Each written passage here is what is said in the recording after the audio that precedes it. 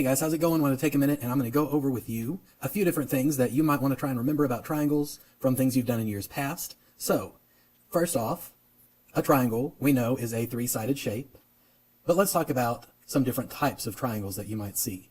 So let's say I have a triangle that has all sides exactly the same length. And when I have a triangle with all sides the same length, I'm going to show that they are the same length by putting one little line for each one. That just tells me that, hey, all those sides are exactly the same, just turned a different way, made to form a triangle. The name for that type of triangle starts with an E.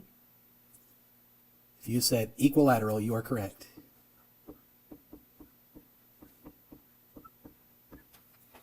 Okay, just like we have equivalent fractions, equilateral, the equi part of the prefix means that they're equal parts, so all sides are equal. The next type of triangle we might see is one that has either two short sides and one long side, or two long sides and one short side. Either way, you have two sides that are the same length and one that's a different length. The word for that is isosceles. So, an isosceles triangle has at least two sides the same length. What that means is that equilateral triangle, it has at least two sides that are the same length. So you could even consider that equilateral triangle also an isosceles. But normally we'll just call it an equilateral triangle. The last type of triangle you're going to end up seeing is one that has all different sides, all different lengths.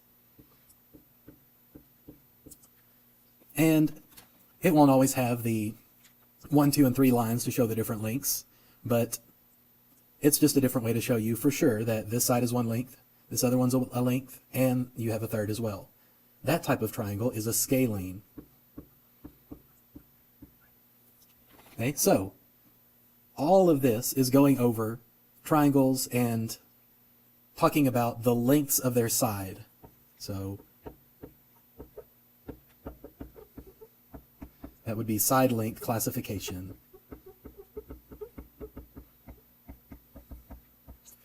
And I go over that one first because that's the one we normally have a harder time remembering.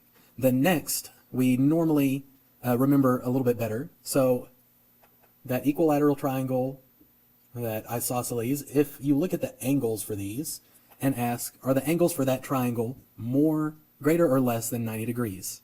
90 degrees being the perfect corner.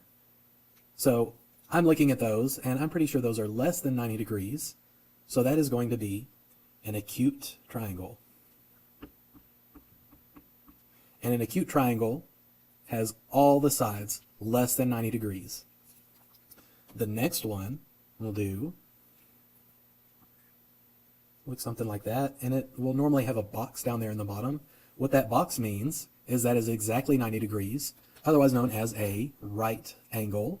So we'll of course call this a right triangle. Now keep in mind that only one of those angles is going to be at 90 degrees. The other two will be acute angles. The final one we're going to do is one that maybe looks something like this. So you notice you have two smaller angles that are less than 90 degrees, and this one larger angle here that is definitely more than 90 degrees. If we remember our angles from 4th grade, that type of angle is an obtuse angle.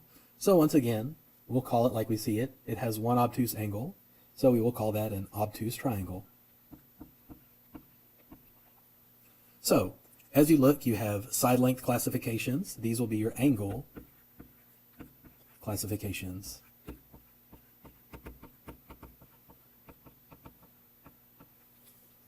Okay, and as we start to look more at these triangles, review them a little bit more, you'll get to where you can see a triangle and say, well, this one is not just an equilateral triangle, it's an acute equilateral triangle because all the sides are the same length and all the angles are less than 90 degrees.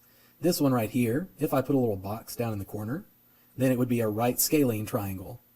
So hopefully this helped. Hopefully this was a good review of your triangles. Have a great day.